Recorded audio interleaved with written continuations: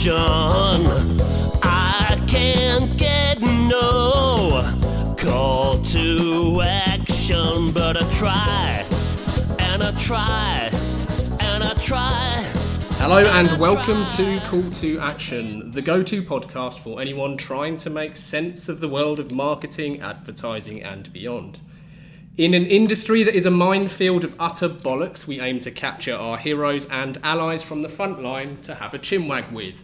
It's like Pokemon Go, with the single but vital exception that it's not a short-term bandwagon of shite. It's brought to you by Gasp, and I'm Giles Edwards. Today for our 100th episode, I've caught Professor Mark Ritson. Mark has spent 25 years working as a marketing professor, has been a columnist at Marketing Week for over a decade, is a world-class speaker and has built, presented and demolished marketing plans, not to mention self-proclaimed gurus, as a consultant for some of the world's biggest brands. Through his Mini MBA courses in marketing and brand management, he's trained nearly 30,000 marketers across 60 countries, including 83.7% of Gasp. In fact, we've sent so many of the team through Mark's marvellous minis, and we bang on about how ace they are so much that some have started to ask if Mark is part of the agency. The answer, alas, is no. You can pay me, though. Yeah, I'm sure I can.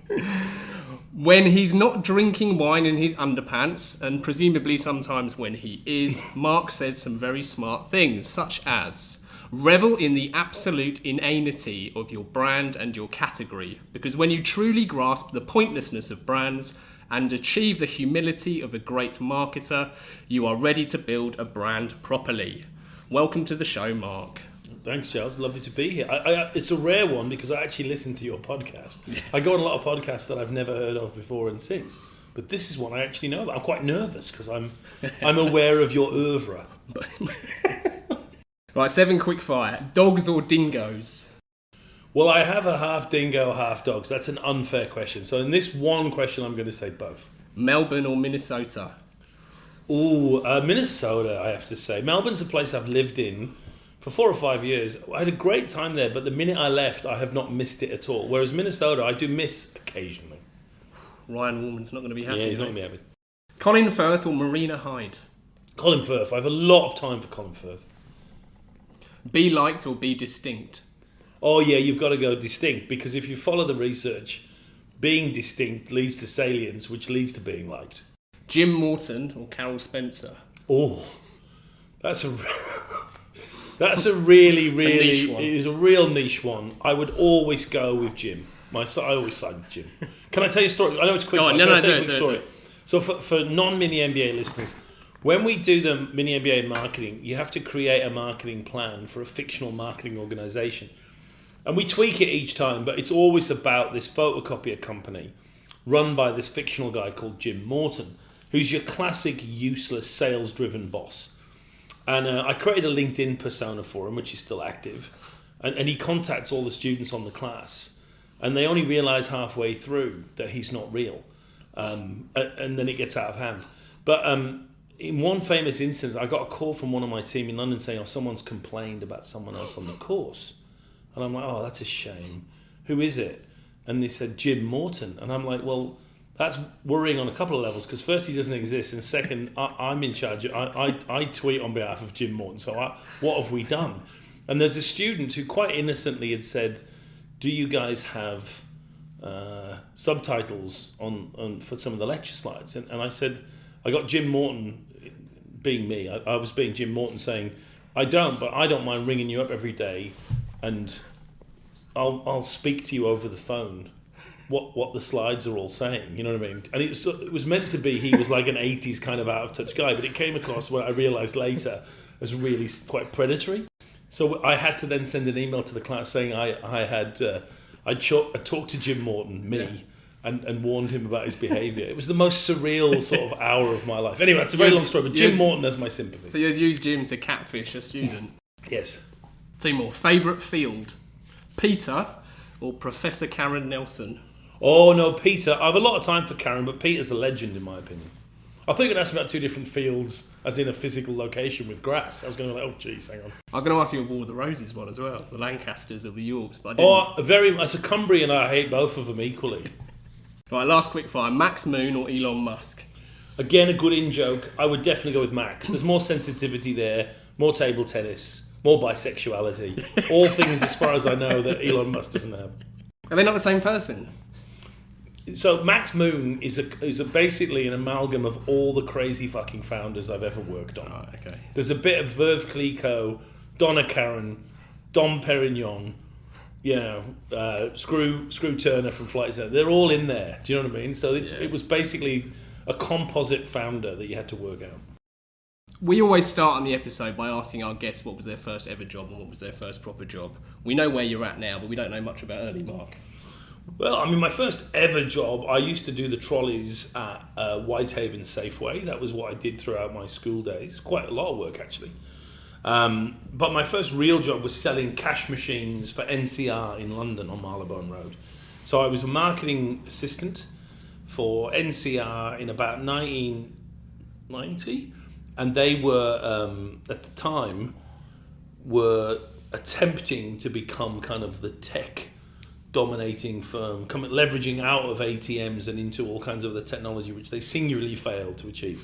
But for me, it was a salutary experience to be in London working for a company that was really, really shithouse at most things, and where marketing had absolutely no value at all, to learn what I did not want to do. It's very expensive. I was there for about a year, but it taught me what I didn't want to do, which was that, basically. It propelled me into doing something to be more interesting and to seek out something that didn't... I could have spent 20 years in that kind of job before I realised I hated it, and I realised in a year I'll never... The only way I can make this year worthwhile is realising I shall never do it again.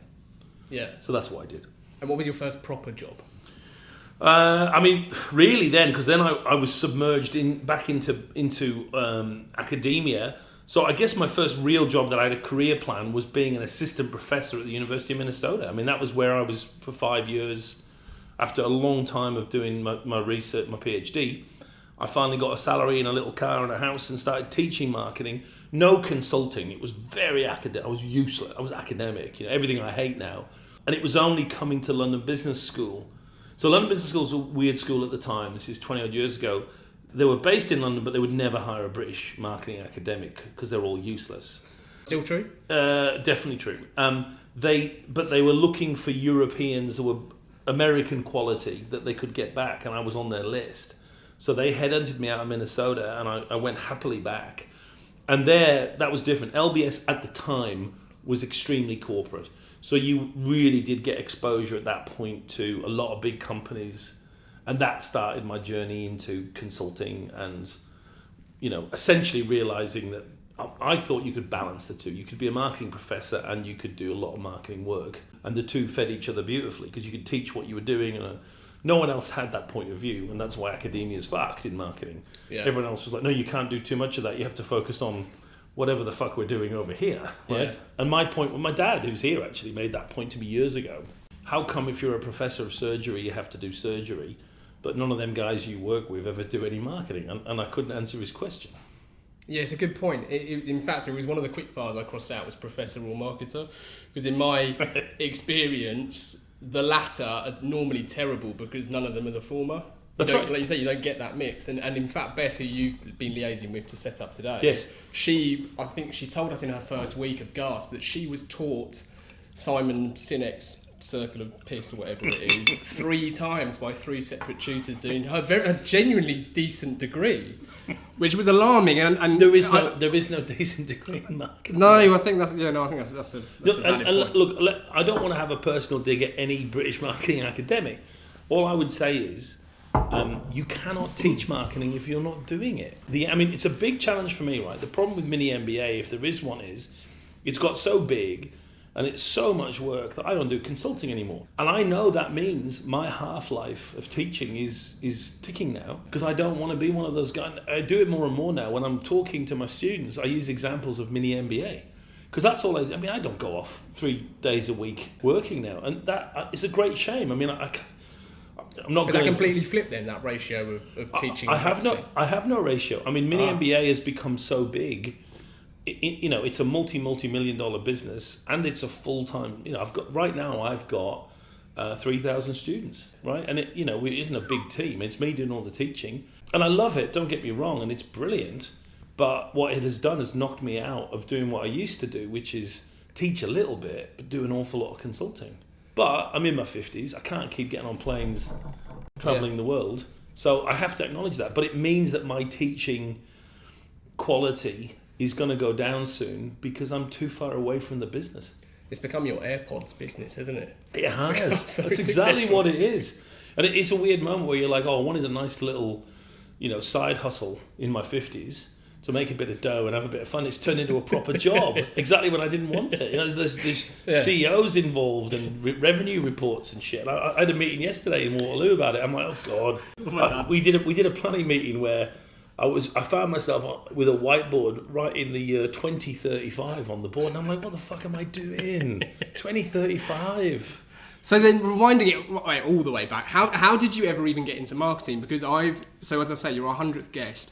Very few people I've spoken to who have trodden all sorts of paths were perverted enough to know they wanted to get into advertising, let alone marketing. So how does that happen? So it's a question I can't answer because it's so far back. I wanted to do marketing, at least when I was I didn't know it was specifically called marketing, I guess, in high school.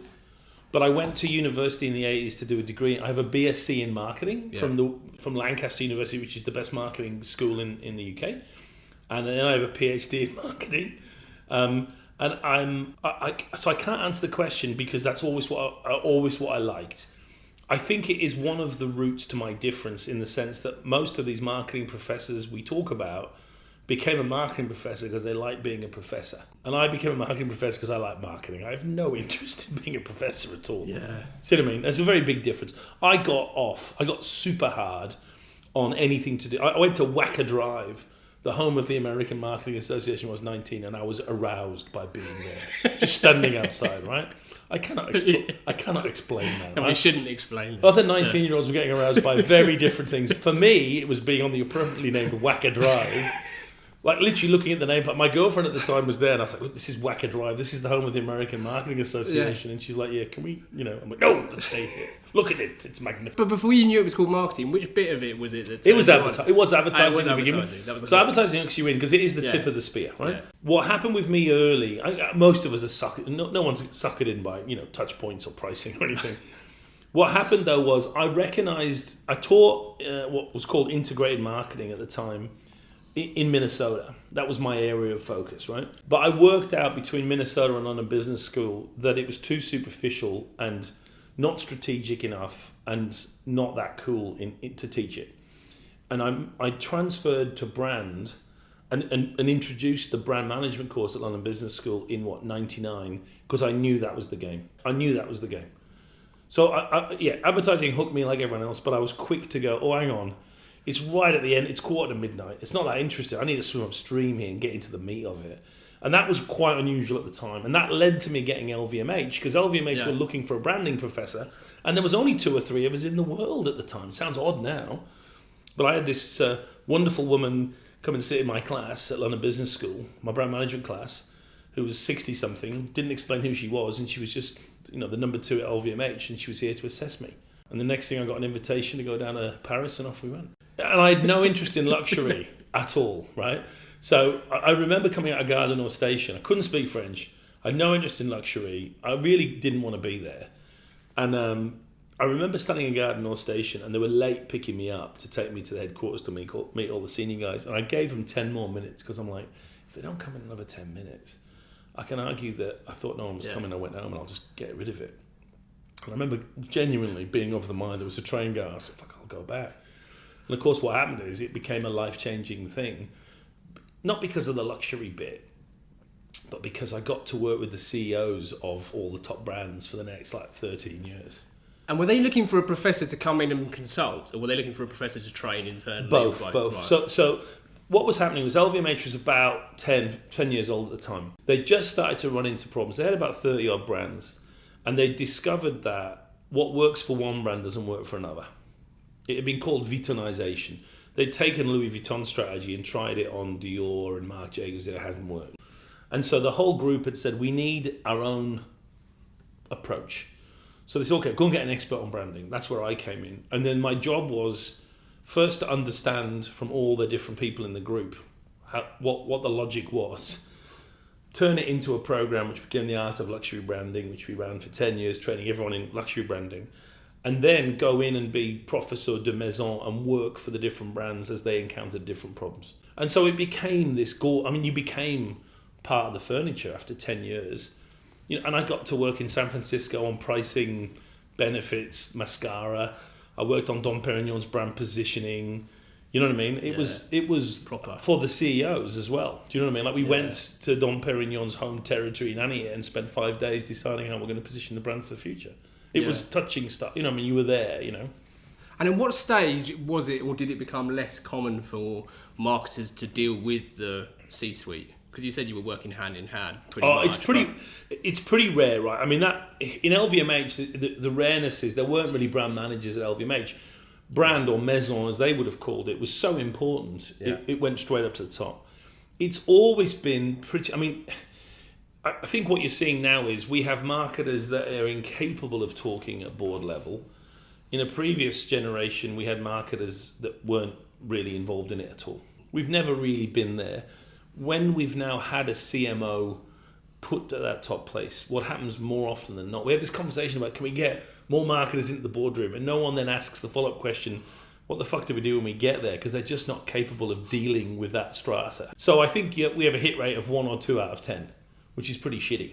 And has that always been the case, though, like from your early days of being a professor? Yeah, look, I don't think we've ever had...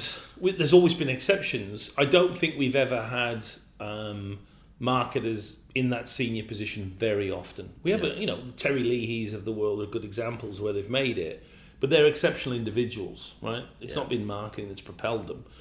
I think that part has always been bad news. What I do think, to be a fogey about it for a minute, has got worse, is the general quality of marketing has definitely decreased over the last 20 years, a little bit.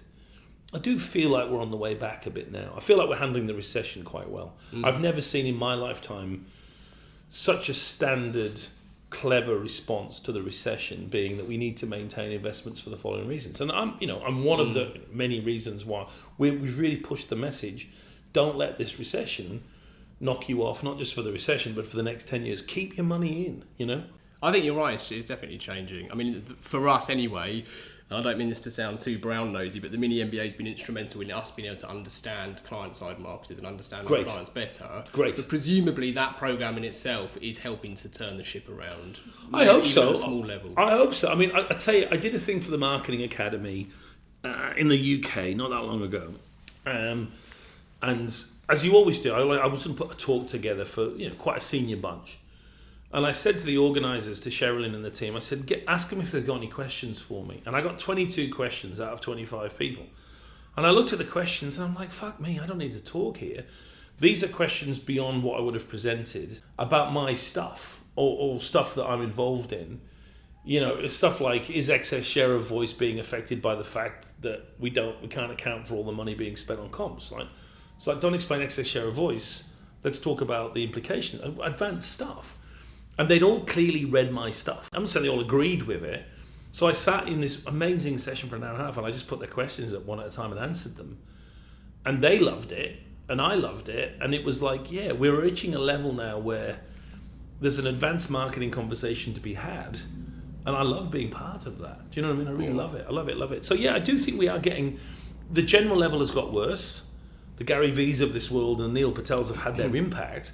But there is this feeling that there's a core group that are winning, that are, in their late 30s, that are going to rise to be CMOs that are pretty good. And I like that. A lot of them are women. I like that too. I think we're seeing a real change. And I think it's really good. And how did the Mini MBA come about then? Was that just triggered by your own life changes and becoming a dad? Was that significant? Yeah, it's a big part of it. There's two things going on. There's the more textbook thing, which is, it was clear that, as I said, the quality of marketing was terrible. Yeah. And yet I wasn't really looking at business schools doing much about it. Spending $100,000 in 2 years isn't something most people can do to get a good education. And so I looked at that. I thought, well, there's an opportunity there. I was also obsessed. Marketing Week gets 600,000 unique visitors a month. And I was looking at that thinking, if I can get 1% of them to do my course for $1,000, will make 6 million quid, which wasn't far from the truth, right? But then, yeah, you're right. I had a daughter, and you can't travel you can, but you shouldn't travel 2-3 weeks of the month overseas if you've got a young kid. So I didn't. But I had to find a substitute for 1 million quid's worth of consulting. And that's what we picked. And that's worked great. I mean, I have a pod in my back paddock. And the best way, it sounds weird and it's almost a challenge for me. The best way for me to make money and also generate job satisfaction is not to go anywhere, which was the exact opposite before.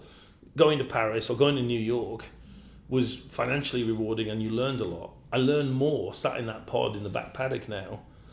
It's really a mind fuck, right? I get offered enormous amounts of money to do jobs, but it wouldn't pay me as much to sit in my back paddock, and it wouldn't be as enjoyable. So it's a real mind fuck. I don't want to go over stuff that you've said before, which I know we inevitably will at times anyhow. But there's a few points I want to bring up, and one of them is around the lack of marketing or training in the industry, which we don't need to dig into. I think we all know that is the case, and we all know that it's probably worse in marketing than other industries. Much worse. It'd probably be weird of me to assume that's necessarily No, the case. it's much worse. And the other thing that makes it really peculiar is we're very proud of it. That the thing that really disturbs me and has disturbed me throughout my career is I'm sure there are a few accountants without training, but they're not on Twitter going, I don't have a fucking degree in accounting. I got no training in accounting. Look at me, I'm a fucking winner.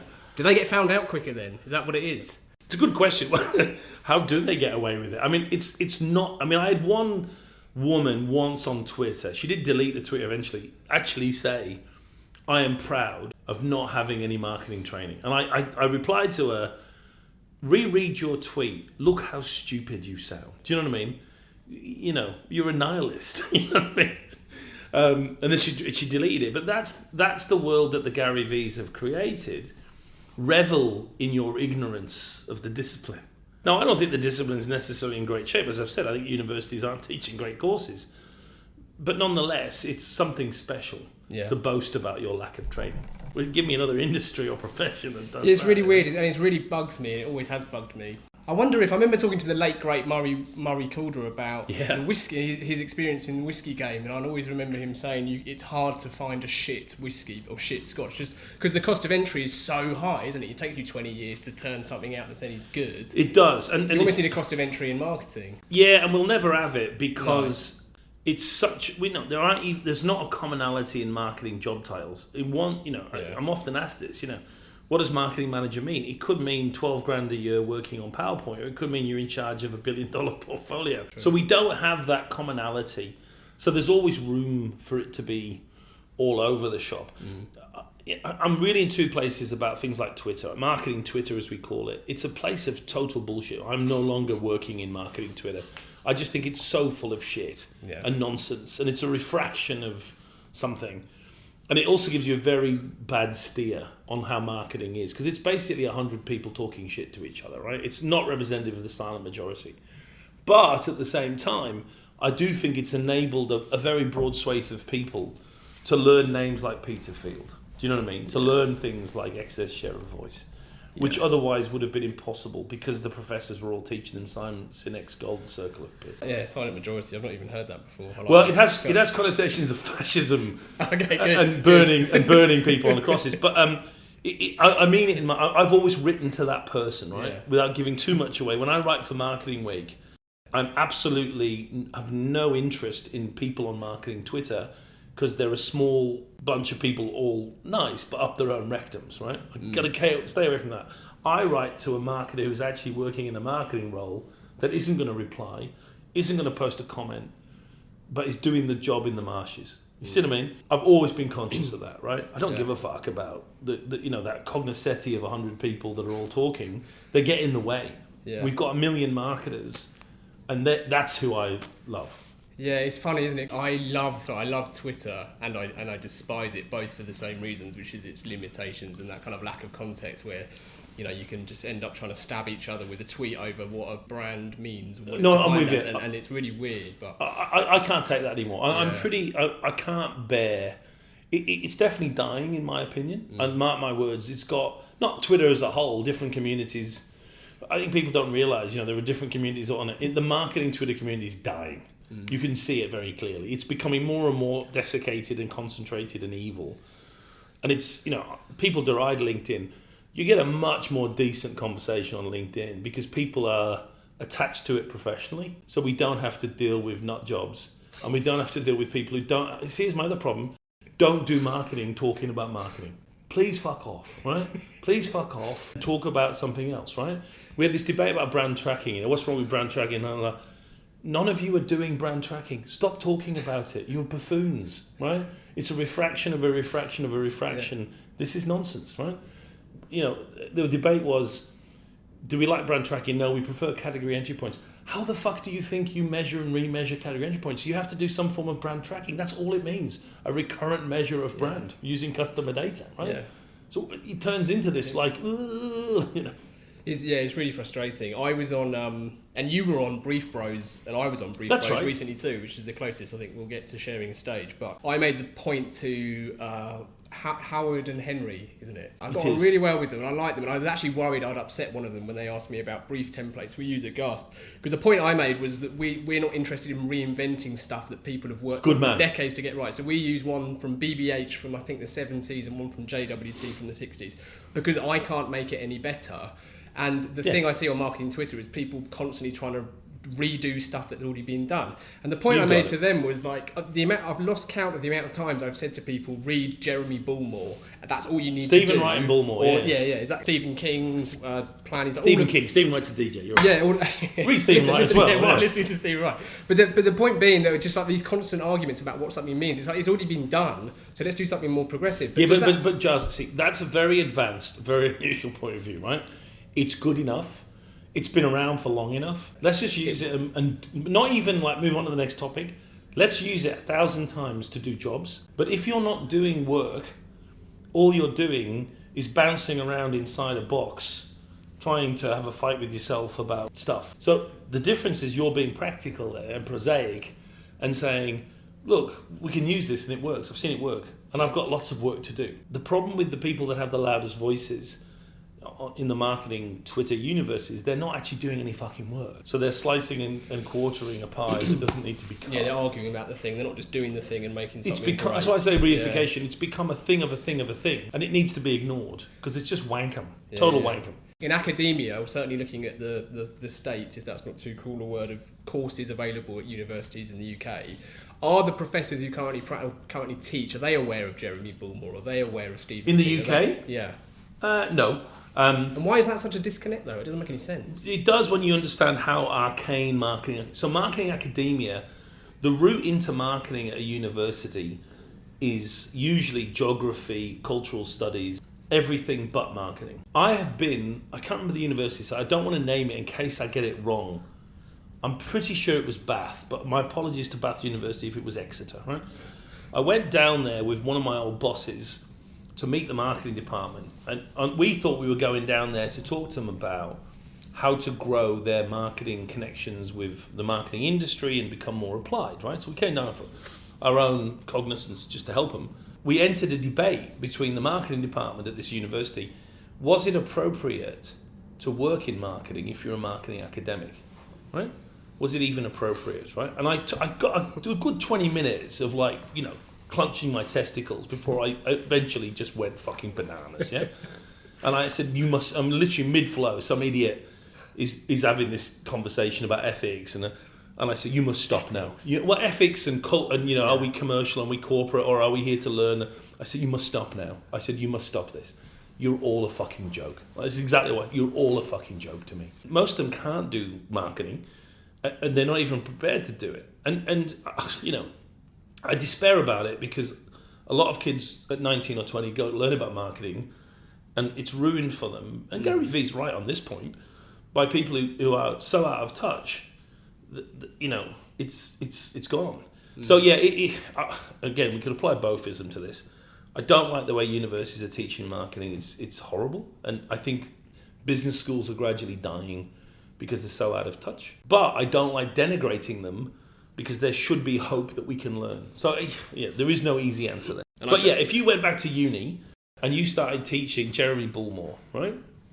And you started teaching Peter Field, Exeter Voice, you would be great, what you'd have my experience, right? When I went to MIT, right, and I was genuinely, I mean, I don't want to sound too arrogant. I'm going to sound arrogant. I don't want to sound too arrogant.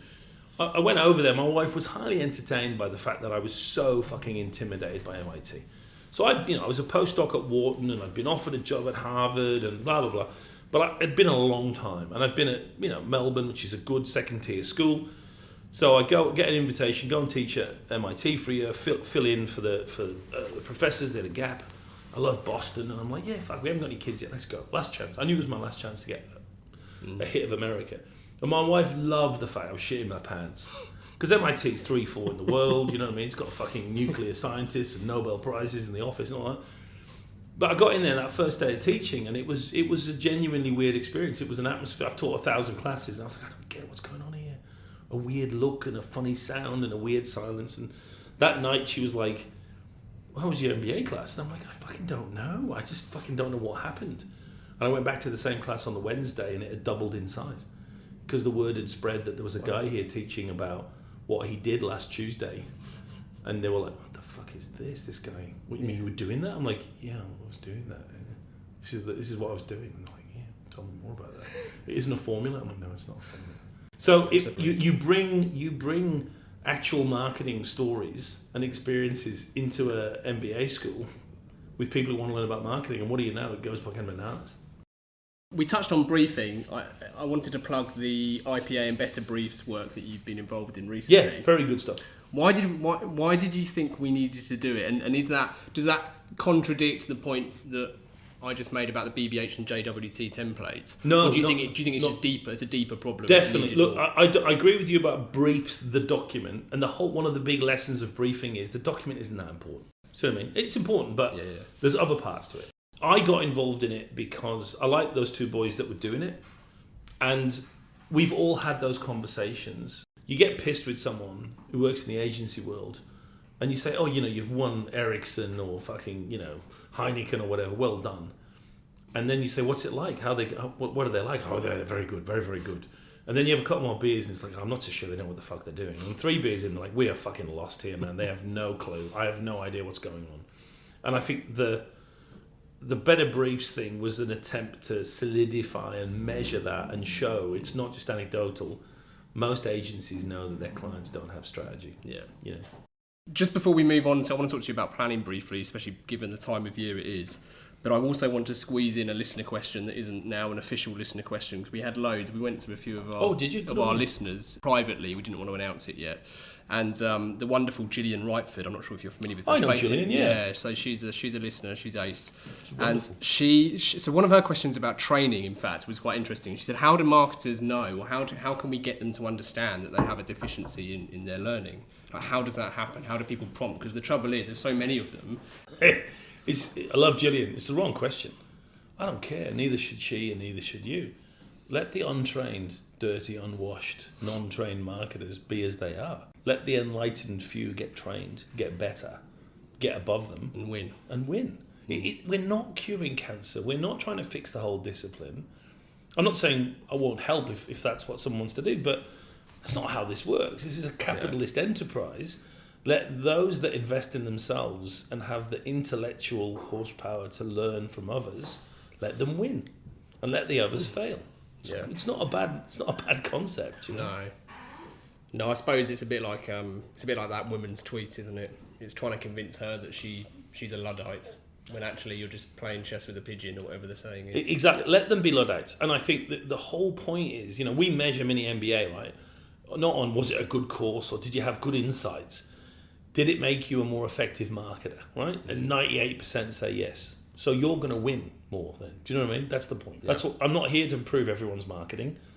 I'd like them to stay shit, right? Stay shit. Because it means my guys that I've trained will kill you all the more easily in the market, do even better. It's a relative game, right? But there's nothing wrong with that philosophy. You know what I mean? I don't have a charter.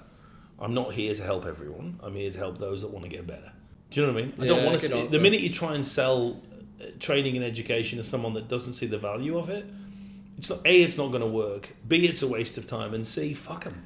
There was before we move on, in fact, there was something I meant to ask you earlier that I forgot to, which was It was one of the most memorable parts to me of, I can't remember if it was the brand management or the marketing mini MBA, it's not really relevant. My wife has a separate favourite moment, was when you appeared completely butt naked, which was alarming that was her favourite. It's a lot of man. It's a lot of man, guys. You're quite a trim, good-looking fellow. She's not used to that much man in front of her. No, but the thing that I remember is you talking about, I think it was a throwaway comment, you said marketing is a blood sport.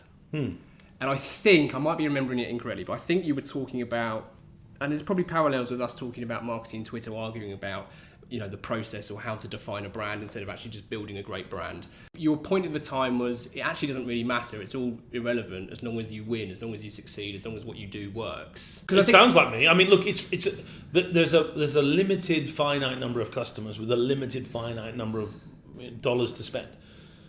It's not about, this is why I don't like marketing science, right? Yeah. It takes us in the wrong direction towards some kind of perfect truth.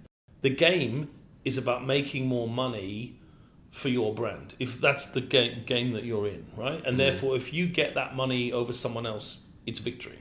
The end. I mean, you can bring purpose into it if you want, but it gets thorny and difficult, right? It's a funny business, isn't it, that purpose lark? It has its advantages, and it is a genuine path. Yeah. I get frustrated because I'm now painted as being Mr. Anti-Purpose, right? I think there's a couple of brands that illustrate how it works beautifully. I think there's a lot of brands that illustrate that it's a load of bollocks for them. You know what I mean? Again, people struggle with relativity, and it works for one brand, doesn't work for another, right? It's just strategy. It's just a choice. Play your purpose, don't play your purpose. Make a choice. There isn't some scientific yes-no here. You know what I mean? Yeah, and it's another one of those binaries, isn't it? We did, I know you're familiar with isolated talks, which is something we did during lockdown. And as a consequence of that success, we've been shortlisted for a Purpose Before Profit award, which is good in one respect, but also completely contradicts everything I've been talking about for years on the podcast. And it just feels really alien. But in that instance, I'm quite happy that has a Purpose Before Profit. I was going to say to you, that's great, because if one of your clients is genuinely purpose ahead of profit, that is a lovely way to play it. And if another client is profit ahead of purpose... Yeah, just hide that card and play another. And here's the complication, the Unilever complication. If you're multi-brand and one brand is purpose and another brand is profit, that's also okay. And I don't understand why a company as smart and as experienced as Unilever doesn't get that point. And I think Jope's head is partly been taken for that reason. They should be able to manage that precept. Some brands are purpose-driven, Dove. Some brands aren't. Pot Noodle, get over it, move on. Do you know what I mean? Pot Noodle. What's the purpose of Pot Noodle? For fuck's sake.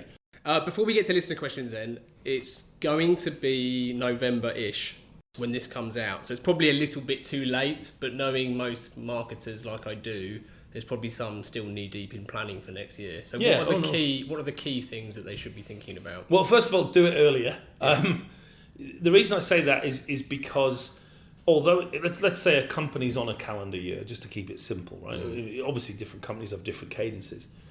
You always want to try and have the plan done before finance. That's the first lesson, right? If finance have already allocated your money, then we kind of already stuffed here, right? I'm not saying you're going to get what you ask from finance. I'm saying you should be proposing an investment, not taking a cost, right? So that's the first lesson.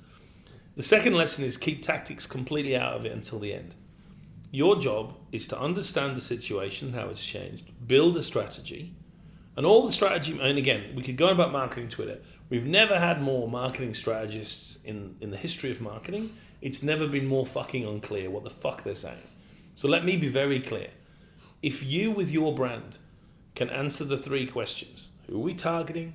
What is the position? What are my objectives? You have a strategy.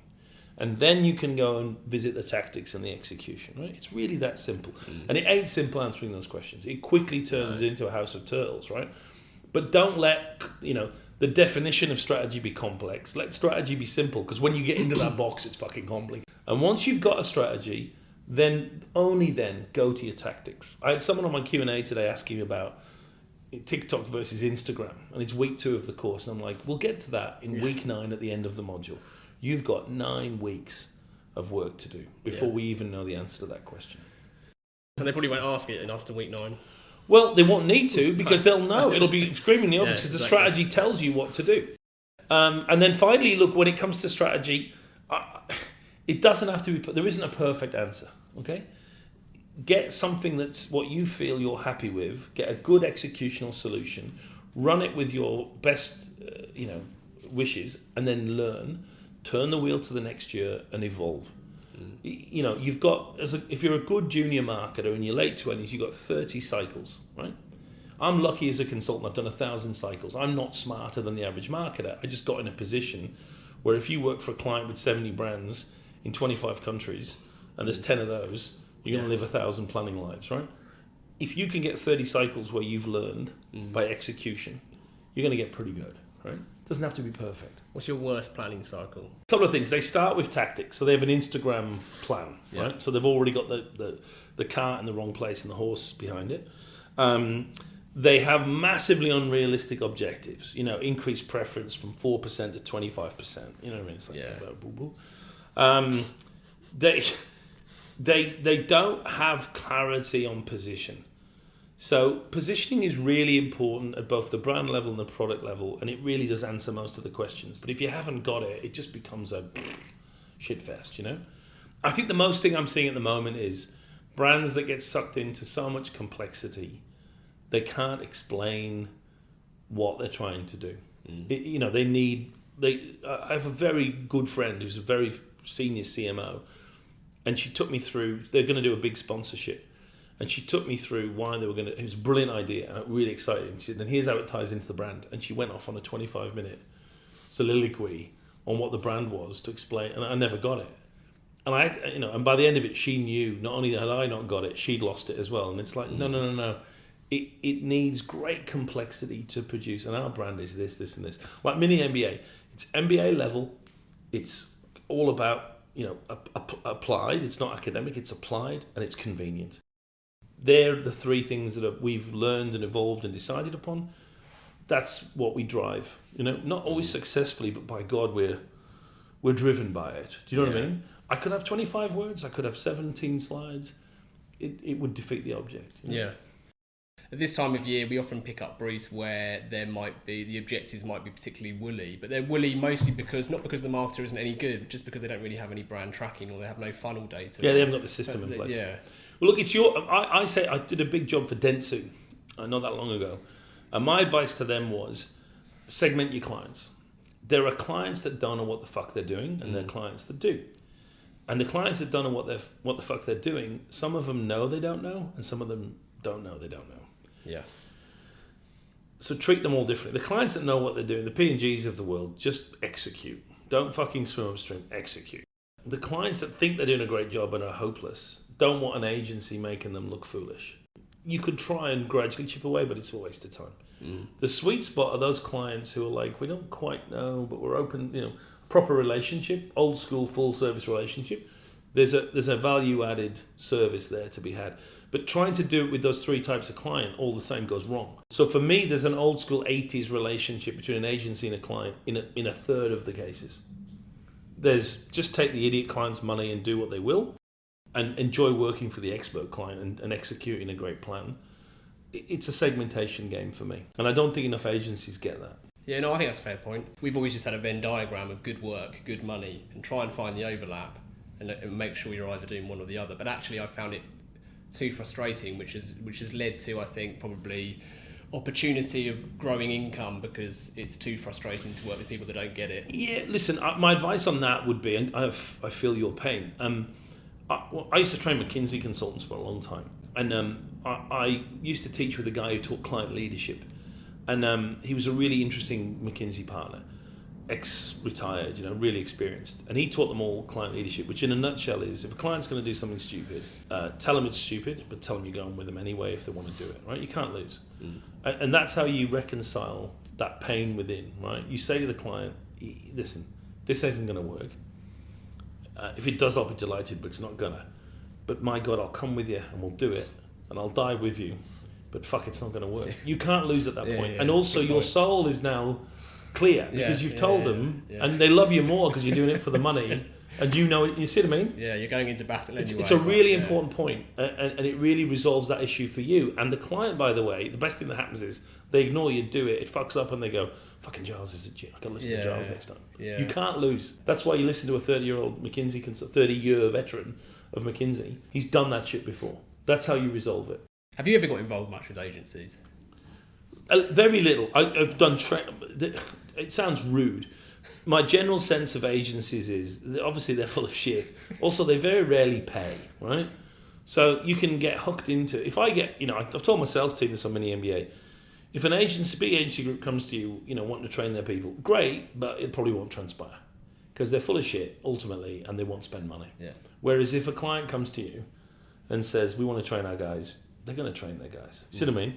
So no, it's been, it's as you know, it's 8% of marketing. The comms bit isn't that interesting to me. Yeah.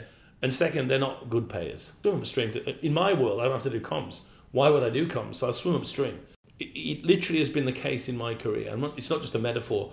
I've been going through a revolving door, leaving a client. The work's done, the strategy work's done, and the agencies are arriving, and I'm getting the fuck out of there. Enjoy, make your money, I'm out of here. What about consultants? So agencies that might wear an agency badge, but they're more marketing consultants. Yeah, no, they've got more money, obviously, and I've had my fill of McKinsey, I did a bit of Bain, a bit of Accenture here and there over the years. You run into them. Are they more like agencies than they are client side then? No, they're smarter. They have a book of strategy, and it is a book, the ultimate, and they have a structure in place that enables them to go from a junior MBA level 29-year-old consultant up to a partner in 3 seconds, which that structure is very useful. And you try doing that in an agency, and it just turns into a fucking zoo, spaghetti, So their structure is very good. You've got to be quite old and experienced to realise how full of shit someone like McKinsey or Bain really is, right? It takes a long time to get there, right? And you also see with clients, the ultimate value of hiring Bain is that, if it goes wrong, the agency, the client can say, it's fucking Bain. We've got Bain to do this, right? Like they'll hire McKinsey or Bain to do the market research, right? Yeah. For $900,000. Why would they do that? They just want everything to be done by someone, unquestioned at the board level. We got Bain doing this. You know what I mean? It's brand. It's just brand. Yeah, I suppose that's an easy conversation to have in the boardroom, isn't it? Yeah, McKinsey told us this. Yeah. Who have you got doing your research? McKinsey. I've got a great mate. He won't mind me saying it. Bruce, who Aussie, funnily enough, who famously he's quite experienced now. He's about my age. He got called into a meeting in Chicago, among the senior guys, and Accenture had done a market segmentation. And Bruce has done a lot of market segmentations internally as a client. And so he let the Accenture guys present the whole market segmentation model. And he waited and waited. And he said, okay, great. Who's in that segment there? Give me 3 clients who are in that segment. And the consultant said, well, we don't know exactly who's there. It's kind of based on personas and data. And he said, well, that's why it's pointless then, isn't it? Because we don't, they're in B2B. If we don't know who's in there, what are we supposed to do with it? He said, this is all pointless work. And everyone else in the room was like, oh my God, he's just ripped into them. You know what I mean? But it takes experience to be able, and he wasn't being nasty to them. It just takes experience to call it out like that. And by the time you get there, they've made their money. And they do good work, don't get me wrong. It's just, the gap between an agency and a management consulting firm in terms of price is gigantic, in terms of scope is gigantic, but in terms of actual quality, it's not that big. It's big, but it's not that big. Yeah. You've probably heard Rob Campbell talk about one of his talks he gave at McKinsey once. I think it was a big open room of 1,000 consultants, and he said, right, raise your hand if you've ever started a business. Nothing. Slide 2, shuffling. Yeah. No, but there's also that world where we give them too much shit, right? Yeah. They perform a very good, you would not put an advertising agency in charge of your strategy ever, in any situation. You would, if you were running a business and you were really desperate, you'd bring in a McKinsey or a Bain if they're the right people. Yeah. You'd bring them in. I've put MBAs into all the major management consulting firms, and 3-4 years later, they are 100 times more experienced and smart, given what they've been through, right? So they do deal in strategy, and I don't think most agencies do anymore. I agree. Time, weather, and... We interrupt this podcast to announce that we will never interrupt this podcast with ads. Ads that awkwardly nudge you to contact the pod's host Giles at gasp.agency. Only last week, some pod listing companies did just that, calling for guidance on research and brand positioning. But we're definitely not asking you to do that. Anyway, back to the show. Marketing is incredibly confused with sales. I think you're the one who's more confused, Gary V. Sunshine. Well, let's do some listener questions. Here we go. So, asking the general public for their opinion, be it on Brexit or boat names, is notoriously fraught with danger. But that's not stopped us asking a few of them. So, I'm going to start with one of your alumni, in fact, and he's also a past client of ours, Lee Grinnell. Lee Grinnell, good guy. Yeah. In recent years, we've seen companies like Adidas, Airbnb, and even Procter & Gamble admit that they overinvested in short-term metrics and so-called digital marketing, while the likes of Pepsi and Gillette have fallen foul of badly judged purpose efforts. How is it that such big market-leading companies with CMOs one would reasonably assume to be at the pinnacle of their field can get it so spectacularly wrong? It's not a reasonable assumption. Many of the CMOs involved in those decisions are not very good. So there's an unspoken rule in New York City where I'm not really in this community, but I'm in it a little bit, to the point where we can have a drink and talk. We go through the CMOs newly appointed of NASDAQ companies, and you get the shake off or the head nod in terms of what about such and such, got good press, blah, blah, blah. No, useless, tactical nonsense. Who gets promoted to those big CMO jobs is a pretty arbitrary story. So I think the answer to Lee's question is no, you can't assume the CMOs know what they're doing. They actually, to rise to the CMO position of a large Fortune 500 company has got very little to do with marketing skill. There are many good marketers. There's a lot of political players or people who just got lucky. Yeah. And that explains much of this. Yeah. Well, they've just played the job hop game, I suppose. Yeah, I mean, they're not... I know them because if I hang out there and I meet a CMO, the good ones sit down with me and bang heads and talk about this and talk about that, and the shit ones just fucking avoid you like a fucking psychopath in a circus. Do you know what I mean? They're like they stay as far away from you as they can in case... Not that I would do this, but they're like, do you know what ASOV means? You know, I mean, oh my God, I don't know anything about marketing, and he might bust me, right? You can smell it. You can smell the nerves coming off them, right? So yeah, it's a lot of good and a lot of bad CMOs. Auntie Gillian. So this is, I suppose, is a slight extension on what we spoke about earlier. What's in the way of marketers upskilling themselves when they quite clearly suffer because of capability issues? And why is Byron Sharp so grumpy? I had to throw that one in. Yeah, two very different questions. Yeah, very people don't know their shit. It's a very important observation. You can always rationalise your shitness brilliantly, right? And people fool themselves, on any level. And in marketing especially, it's quite possible to tell yourself you're good at something when you're not. So if you don't have an aspiration to be better and you think you're great, the irony is the more shit you are, the less likely you want to get trained. Most of the people I train are already pretty good. They want to get better. The ones who are really shithouse are completely on a different planet. Yeah. So they're good. Why is Byron so grumpy? It's a combination of factors. Piles. No. I don't think he is. I think what you get with Byron, you get very different Byrons at different times. Yeah. He's actually got a delightfully dry Kiwi sense of humour. He's not a knob, He comes from a rough background. He's a farming background. He's not some private school knob. That's the other thing about Byron you've got to remember. He does sound like a 19th century romantic hero coming across the meadow in his puffy shirt. He's actually, he's a working class boy from a farm. And he doesn't suffer fools. He's got a big ass brain on him, right? He's got a big ass brain.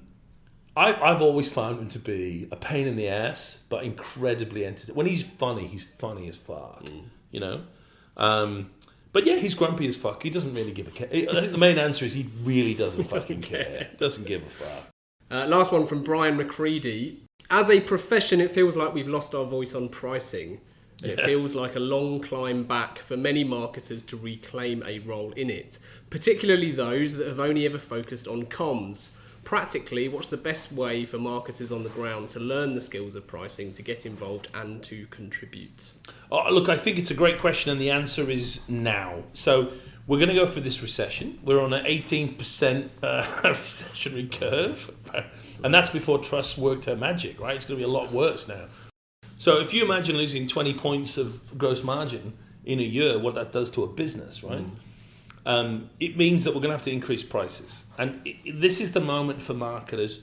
I meet so many fucking dumb marketers who say, oh, you're teaching pricing. I don't do pricing. I'm not in charge of pricing.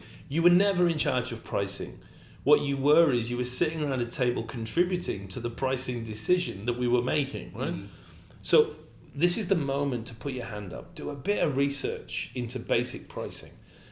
Of all the modules I teach, the one that most people dread is the pricing module, and the one that they love the most at the end is the pricing module, right? It's so, no surprise, it's so close to marketing. In terms of, no surprise, pricing is about consumers, about how we communicate price, about how we expect price to be, to be paid. So it's a consumer issue as much as it's a production issue or a strategy issue. So now is the time to get involved, not to take control of pricing like we're invading Czechoslovakia, but in terms of get in the table and say, hey, there's some good research on pricing about how pricing is perceived, about how you do price increases from a marketing point of view. Get in there with your voice and contribute. This is a great moment for good marketers to help have an impact on what is probably the most important aspect. You have an inflation level of 20%. You have a existential crisis for most companies in terms of profitability, right? So let's get the price right, but let's also the key point I would love to communicate. If there's one point about this whole podcast, I got sucked into pricing early because I work with pricing experts in America. It's not my natural field, but I just ended up accidentally being with guys that were proper one level down Nobel Prize experts, right? The thing that you learn about pricing from real experts is there's price setting, then there's the price itself, and then there's communicating the price to consumers. That last point is the most important part about pricing. Yeah. It's not the price itself. It's not the way we set the price. It's the manner in which we frame and communicate the price to our consumers. It takes success or failure. And that means it's a marketing thing. So it's a huge opportunity in a difficult setting for marketers to get involved. Not take control, but get involved and be an input into pricing. It's strange how detached people see them sometimes, especially because everything we're doing from a brand building perspective is to shift it away from being a commodity. So everything else is actually, so whether it's direct or indirect, you're talking about building a brand, which is all about that extra price you can charge. Yeah, but you're smarter than the average bear there, Giles. One of the downsides of Professor Sharp's institute is how brands grow is all about sales. That's a secondary issue for me. The thing about branding that is most important is our ability to reduce price sensitivity and charge a premium price, more so than driving gross demand. So if you understand that, as you do, then suddenly it's like, well, brand and price are, joined at the hip. And it's a crucial point, right? But if you miss that point and you don't understand price, and it's important, because price reinforces brand reinforces price. How can you not be involved in it? I'll tell you a good story. They hired, my parent company that partners with the Mini MBA hired a pricing consultant to come and advise me on pricing Mini MBA, which already made me fucking unhappy. It's like one of my dogs has like a big white, sort of gets hackles up when she, we once had a wild cat in the chicken coop. And I knew, because my age of my dog, her hair just went like that. And before you knew it, I thought there was something going on here. As soon as I met this pricing consultant, I went, I was like, oh yeah.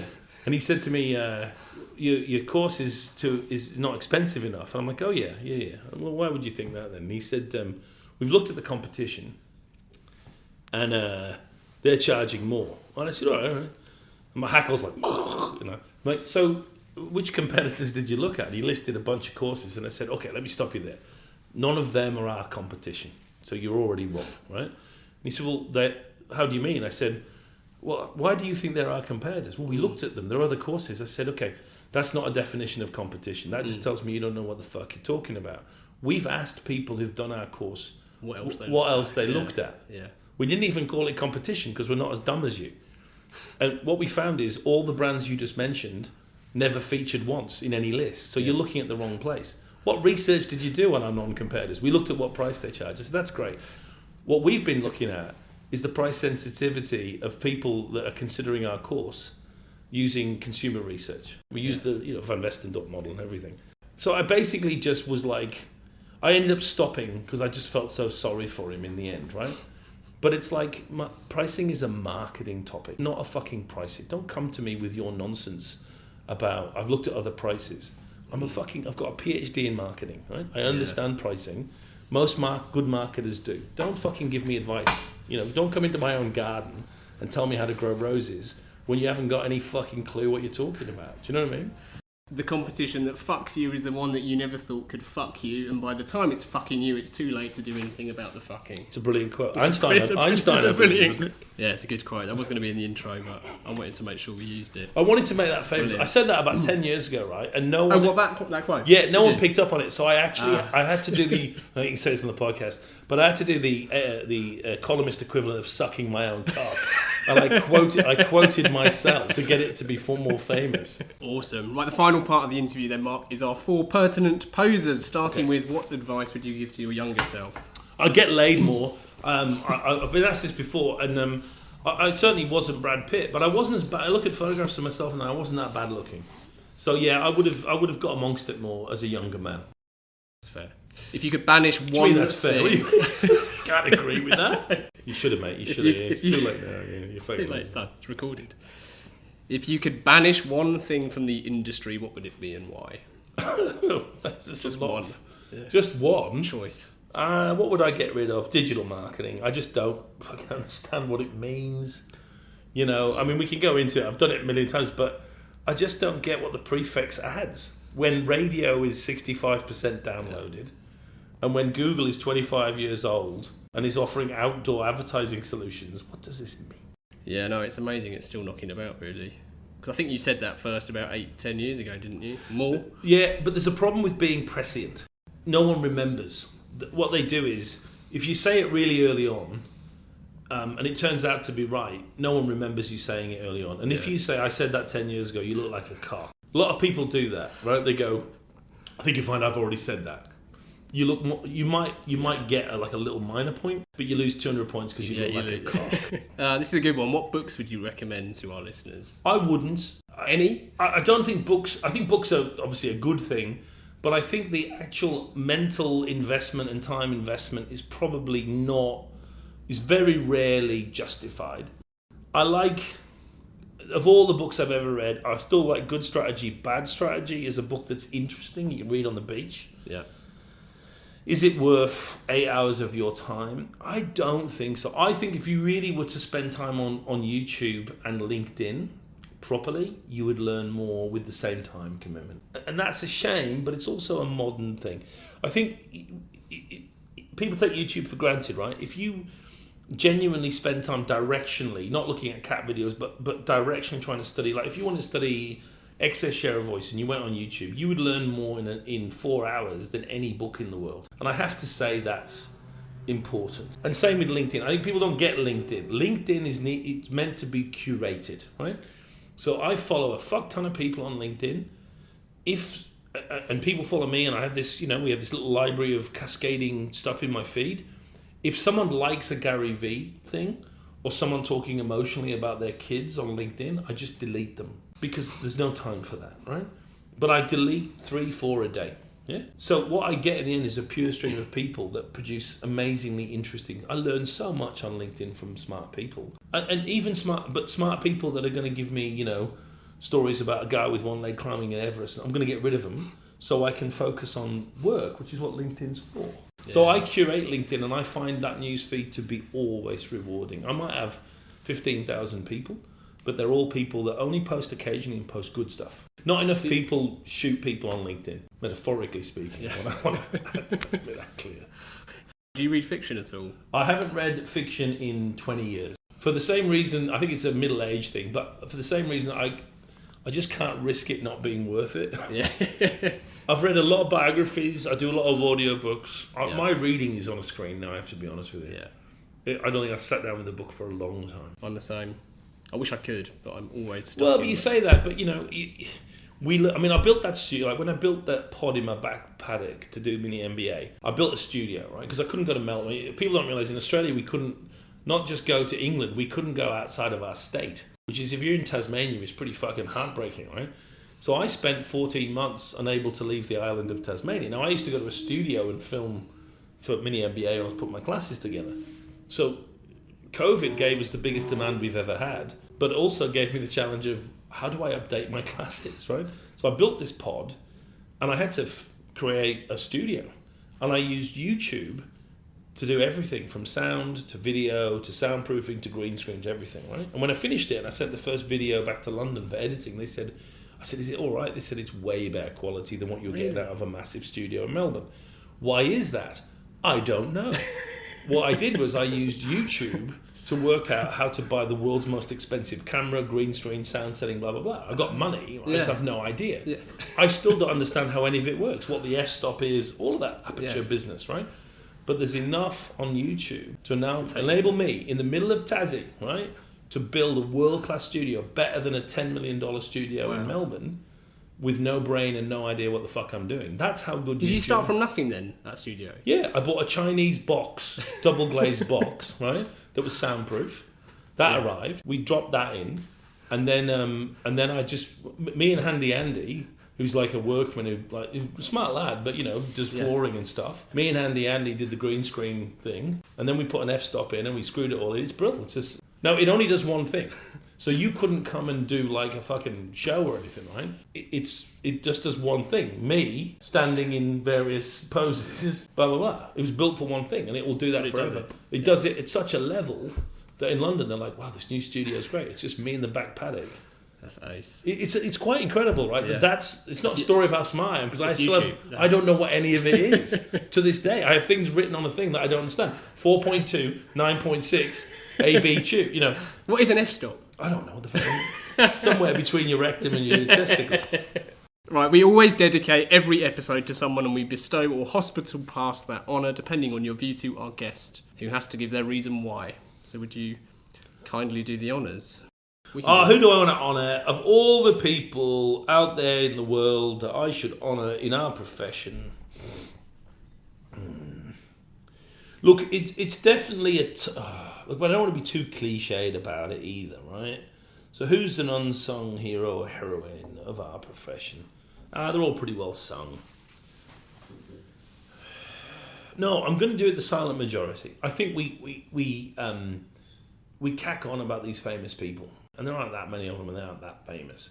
I think this is about the marketers that do a plan and execute it, and don't go on Twitter and talk nonsense, and just get on with it, and have those quiet victories where they grew market share by 12% and put prices up, and that should be who we dedicate. They don't get in, they don't speak literally on social media. They just do the job, right? Yeah.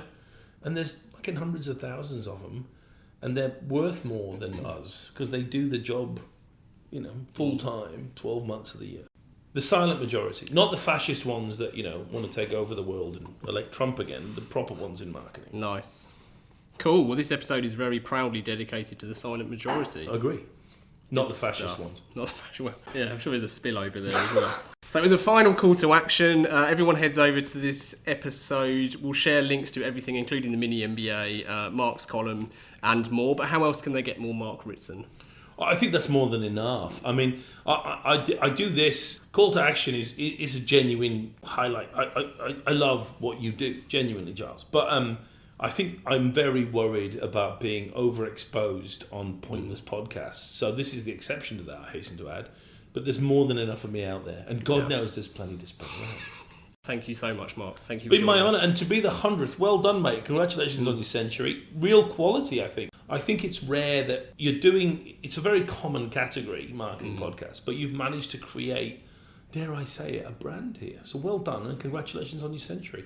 And if I may be so bold, if you get to your double century, we'll do another one. There we go. There's our incentive. Come on, give us you guys. All right, my dad. My dad has been here throughout, bumbling around in the background, and now he's.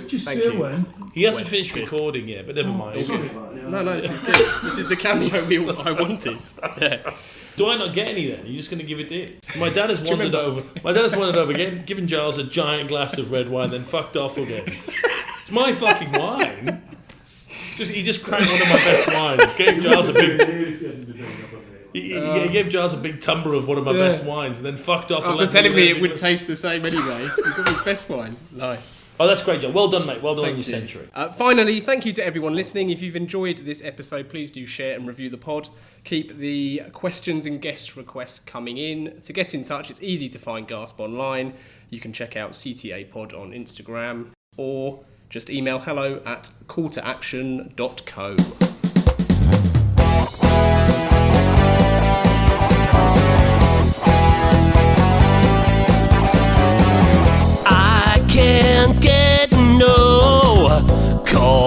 to action.